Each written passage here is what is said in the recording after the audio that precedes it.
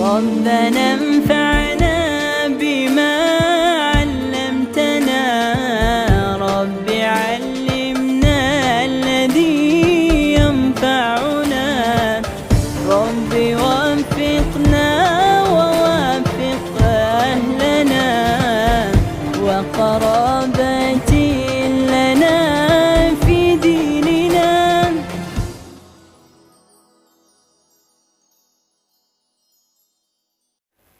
Bolehkah seseorang memohon hajat atau memohon doa dalam bahasa Indonesia dikala sujud dalam sholat? Sujud di dalam sholat. Berdoa dengan bahasa Indonesia di dalam sujud sholat. Kalau masih di dalam sholat, pastinya tidak diperkenankan seseorang berkata-kata selain bahasa Arab. Ya, sujud memang adalah tempat istimewa. Itu adalah waktu terdekatnya seorang hamba kepada Allah. Dalam hadis aqrabu ma yakunul abdu min rabbih wa huwa sajid. Paling dekatnya seorang hamba kepada Tuhannya adalah ketika dia bersujud. Ya. Tapi kalau dalam sholat, maka pastinya tidak diperkenankan seseorang berkata-kata dengan selain bahasa Arab. Ya. Dan disebutkan di antara hal yang membatalkan sholat adalah bentuk ucapan. Bentuk ucapan. Ya, bentuk ucapan yang itu adalah baik bahasa Indonesia atau bahasa Arab sekalipun kepada orang lain. Ya, itu tidak diperkenankan. Adapun tentang masalah doa, sebetulnya kita harus memaklumin dan memahamin bahwa doa itu adalah bentuk permohonan kepada Allah Subhanahu wa taala. Dan permohonan kepada Allah Subhanahu wa taala tidak harus dengan kata-kata.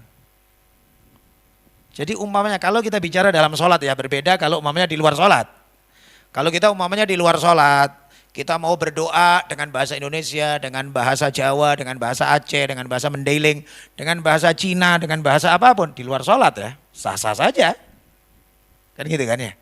Tapi kalau di dalam sholat tidak diperkenankan hal tersebut diucapkan. Loh Ustadz, saya ada hajat, saya ada keinginan yang harus saya sampaikan kepada Allah di waktu yang terdekat. Sampaikan kepada Allah dalam hati. Anda sujud berlama-lama, dalam hati Anda ngomong, dalam hati ya. Dan kalau dalam hati pastinya tidak terucaplah kata-kata. Tidak terucap dalam bentuk lafaz.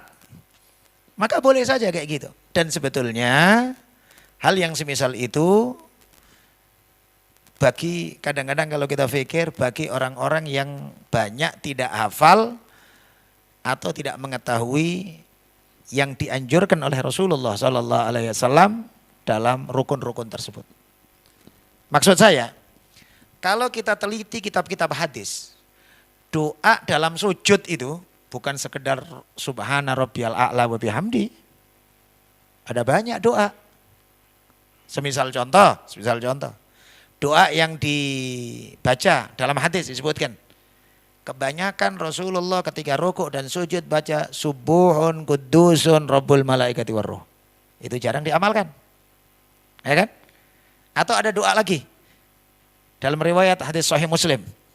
Nabi kalau berdoa, kalau sujud baca Allahumma ghfirli dzambi kullah. Dikkahu wa jullah. Awwalahu wa akhirah. Ala niyatahu wa sirrah.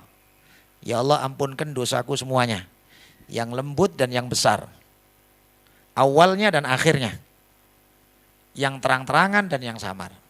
Di antara doa-doa dan sebetulnya sangat banyak sekali doa-doa dari Rasulullah ketika untuk sunnah kita baca dalam sujud. Namun mungkin pertanyaannya adalah saya punya hajat khusus Ustaz. Saya punya keinginan tertentu Ustaz. Ya. Kalau bahasa Arab mungkin susah ini. Bahasa Arab tidak bisa untuk mengungkapkannya, kan gitu kan ya. Maka ini tadi kita sampaikan, ucapkan di dalam hati, ungkapkan di dalam hati. Allah Maha mengetahui dan tidak harus doa tersebut dalam bentuk kalimat yang keluar dari kata-kata. Dan bahkan lebih afdol kalau lisan Anda memuji kepada Allah Subhanahu wa taala, hati Anda mengungkapkan permohonan dan permintaan kepada Allah Subhanahu wa taala. Di antara yang dianjurkan sama guru-guru kita, ketika doa sebelum subuh di waktu sahur, dianjurkan kita oleh guru-guru kita untuk memanggil ya Allah saja.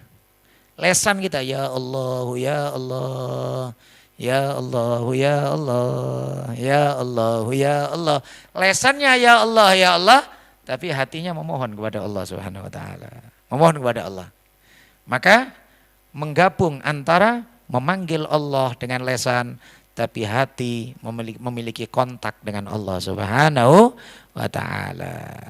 Wallahu alam bissawab. Ada tambahan di pertanyaan tadi Ustaz. Dia menyebutkan sujud akhir dalam sholat fardu. Jadi kalau sujud akhir ini otomatis kalau terlalu banyak doa jadi kepanjangan sujudnya Ustaz. Itu gimana Ustaz?